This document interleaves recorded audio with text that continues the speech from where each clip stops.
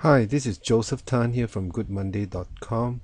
Most conversations fail because we hear the other person, but we do not measure the success of our conversation by a certain satisfaction level. And the satisfaction level is this: I agree to hear you until you are satisfied that I understand your perspective. Most of the time, we converse to self satisfy.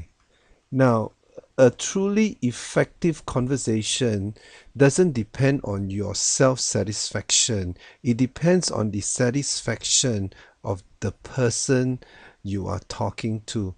Once the other person is satisfied that you understand his or her perspective, then you are halfway home.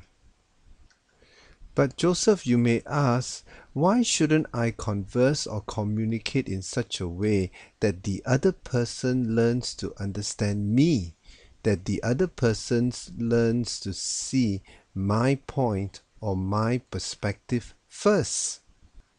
Perspective is an interesting word.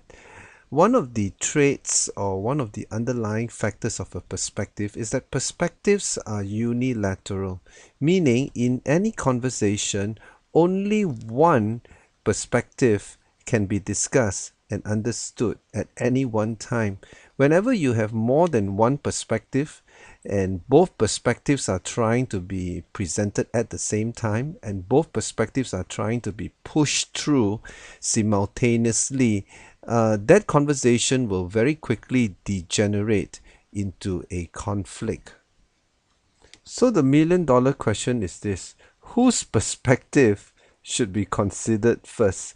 Who should be given the right of attention first? First, a clarification of terms. Now, when you hear someone out and when you listen to them, it doesn't mean that you are under obligation to agree with them. Just because you agree to hear them out and to engage them in conversation, it doesn't mean that you have to agree with what is being said. You can show understanding without agreement. Understanding means you see where the other person is coming from. But just because you see where he is coming from and you are able to articulate his perspective doesn't mean you accept his point of view, doesn't mean you embrace his opinion or his belief, but at least you see where he is coming from. So the first goal of conversation is to demonstrate understanding, not agreement. Do not mix the two. Just because you have decided to hear someone out and to understand them doesn't necessarily mean you need to agree with them. In fact, you might choose even to disagree. But to disagree after showing understanding, creates a very amicable and peaceful situation. So here's the principle: you are not agreeing with all that is said, you are simply respecting their perspective. So the key principle is a principle of respect. You can respect someone without having to agree with them. So let's get back to the $1,000,000 question. Who should make the first move? The answer is this: the one who desires to show respect first. You know, respect is a funny thing. When you show respect to another person by being willing to listen to their perspective and hearing them out, then respect is given back to you. Because respect which is given freely from your end becomes respect that is earned. You know, the saying is true.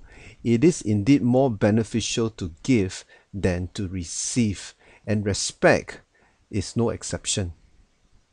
So let's get back to the conversation agreement here again. It says that I agree to hear you until you are satisfied that I understand your perspective. Now, how can we converse in such a way that the other party is satisfied? The key thing is this: we must learn to show respect.